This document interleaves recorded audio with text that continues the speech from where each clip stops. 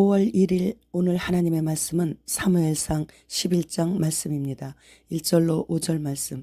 암몬 사람 나하스가 올라와서 길르앗 야베스에 맞서 진침해 야베스 모든 사람들이 나하스에게 이르되 우리와 언약하자. 그리하면 우리가 너를 섬기리라 하니 암몬 사람 나하스가 그들에게 이르되 내가 너희 오른 눈을 다 빼야 너희와 언약하리라. 내가 온 이스라엘을 이같이 모욕하리라. 야베스 장로들이 그에게 이르되 우리에게 이레 동안 말미를 주어 우리가 이스라엘 온 지역에 전령들을 보내게 하라. 만일 우리를 구원할 자가 없으면 네게 나아가리라 하니라.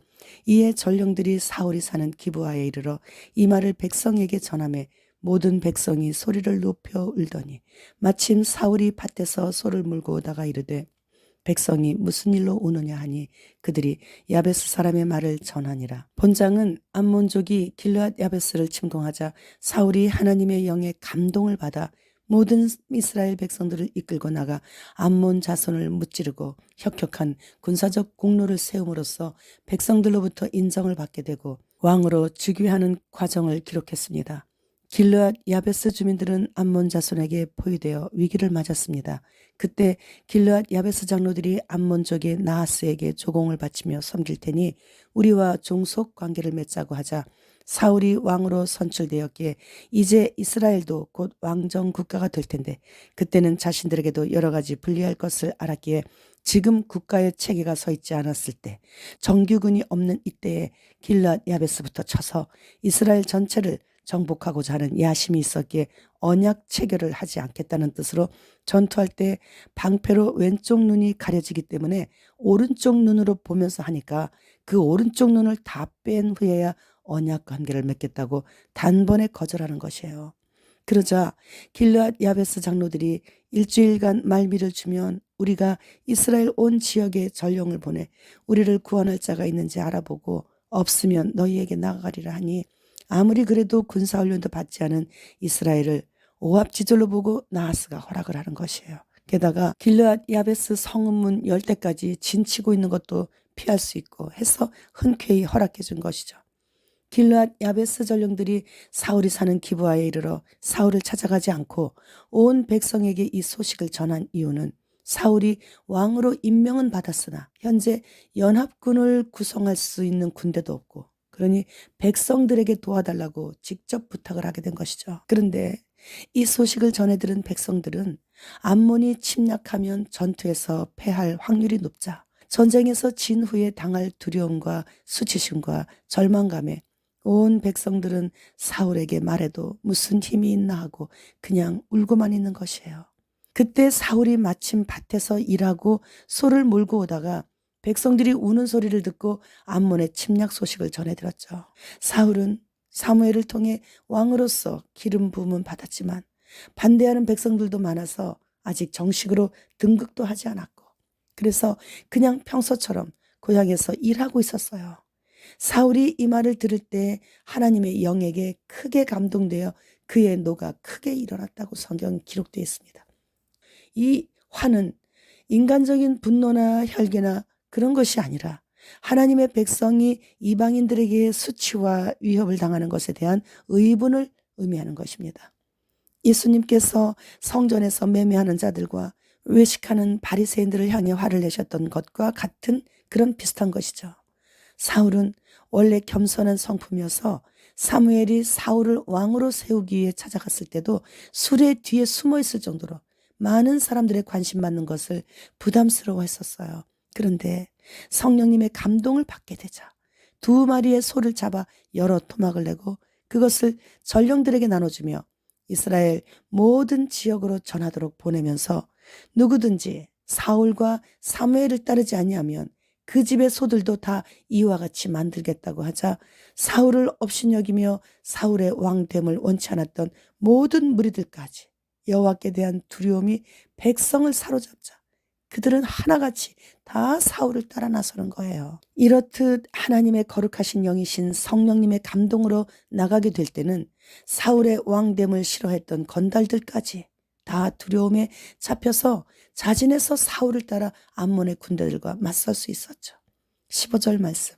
모든 백성이 길갈로 가서 거기서 여호와 앞에서 사울을 왕으로 삼고 길갈에서 여호와 앞에 화목제를 드리고 사울과 이스라엘 모든 사람이 거기서 크게 기뻐하니라. 하나님의 영에 감동된 이후에는 사울을 왕으로 세우는데 그 누구도 이 일을 제기하지 않았고 만장일치로 아주 크게 기뻐했습니다.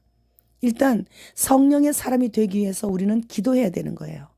그동안 내 힘으로 힘쓰고 애써왔던 것들을 다 내려놓고 사울처럼 자신이 왕이 되는 기름 부음을 하나님께서 허락하셨지만 조급해하지 않고 하나님의 때에 하나님께서 씌워주시는 왕관을 받을 때까지 누가 뭐라고 조롱해도 묵묵히 참고 한 결의의 소를 끌고 밭에 나가서 평소에 자기가 하던 일에 최선을 다해야 하는 것입니다. 그럴 때 성령님의 역사는 일어나는 것이에요. 갑자기 나하스의 공격으로 이스라엘에 존폐가 걸리게 된 거예요. 그때 사울의 왕됨을 조롱하고 비난했던 건달들까지 꼼짝 못하게 하는 일을 주님께서 하나님의 영에 감동된 사울을 통해 하시고 계시는 것이죠. 성령 충만하면 건달들도 못 건들고 위험에 빠진 국가도 건져내고 성령 충만하면 하나님 나라를 위한 의분을 받고 나를 괴롭히는 모든 적들에게는 두려움을 주시는 거예요. 그러므로 우리는 항상 어디에 있든지 무엇을 하든지 성령 충만을 위해서 기도해야 하는 것입니다. 구독자님께서 보내주신 글에서 현재 전 세계 인구가 80억 정도인데 그들 모두가 한 사람도 예외 없이 영적 동맹을 각각 맺고 있다는 거예요. 그래서 빛의 동맹에 소속되었냐 어둠의 군단에 소속되어 있냐 이것만 다르다는 거예요. 그런데 이것을 자신이 선택한다는 거예요. 하나님께서 주신 자유의지를 가지고서. 그러므로 영의 세계에서는 중간지대가 없기에 빛이냐 아니면 어둠으로 분명히 갈라져 있는 것이죠. 이것이 자기가 신앙하고 있는 것인데 그 신앙하는 것이 예수님을 기준으로 하여 예수님 오른쪽에 서느냐 예수님 왼쪽에 서느냐 이것으로 천국과 지옥으로 영원히 갈라진다는 것이죠. 그런데 어느 편에 설 것인가는 자신이 결정하는 것인데 중간은 없다는 것이에요. 그런데 라오디게아 교회가 중간지대에 있다는 거예요. 라오디게아 교회가 지금 현재 교인 신앙 상태를 대변하고 있습니다. 뜨겁지도 않고 차갑지도 않은 미지근한 그런 기독교를 교양 있는 종교로 선택하여 그냥 믿고 있다는 것이에요. 우리나라에서 가장 기독교가 많은 지역은 강남이라고 합니다. 불교는 엎드리고 일어나고 빌고 교양 없어 보여서 패스하고 그들은 액세서리로 기독교를 고른 것뿐이에요.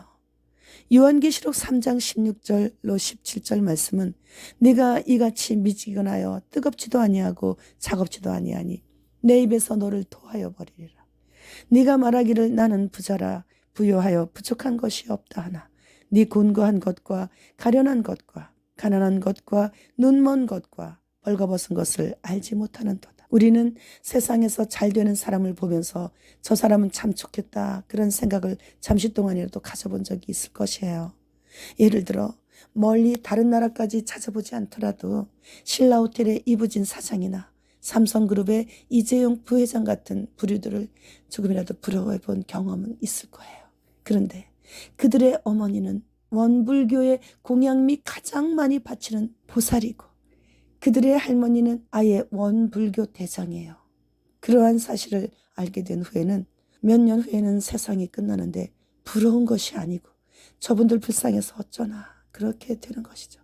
그런데 그날이 몇 년 안 남았다라는 것이에요. 그렇다면 우리는 세상 성공을 위해 아직도 고민하고 진로를 결정하기 위해 기도해야 하는가요? 아니에요. 지금 우리는 하나님의 영에 감동된 삶을 매 순간 놓치지 않고 살 수 있도록 기도해야 하는 거예요. 예수님 부활 후 승천하시기 전까지는 어쩌다 한 번씩 성령님께서 지상에 내려오셨죠. 그러나 예수님께서 내가 가면 보혜사 성령님을 보내주신다고 말씀하셨는데 오순절날 약속대로 마가의 다락방으로 내려오셔서 지금까지 이곳에 계시는 것이에요. 그리고 배도만 하지 않는다면 우리와 함께 이 세상 끝날까지 함께 하신다고 말씀해 주셨어요. 우리는 이런저런 중독들이나 세상 것들을 하나님보다 더 사랑하는 죄 때문에 지옥 가는 것이 아니에요.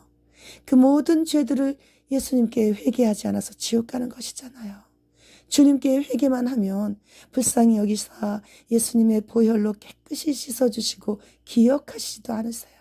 그런데 그 회개를 할 수 있도록 도우시는 분이 바로 성령 하나님이십니다.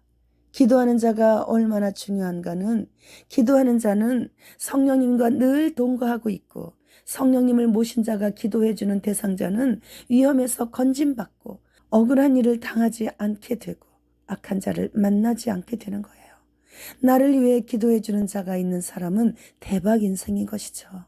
제가 이번에 목이 쉬었을 때 저를 위해 기도해 주시겠다는 구독자님들로 인해서 얼마나 안심이 되고 감사했는지 몰라요. 그분들의 기도로 인해 전도 도중에 위험한 상황에서도 건짐받을 수 있게 되는 것이고 악한 자를 만나지 않게 되기 때문이죠. 그래서 목이 쉰 것 때문에 기도의 용사들 100만 대구를 얻었습니다. 그래서 지금 너무 행복해요. 주님, 지금 어서 오시옵소서. 마라나타.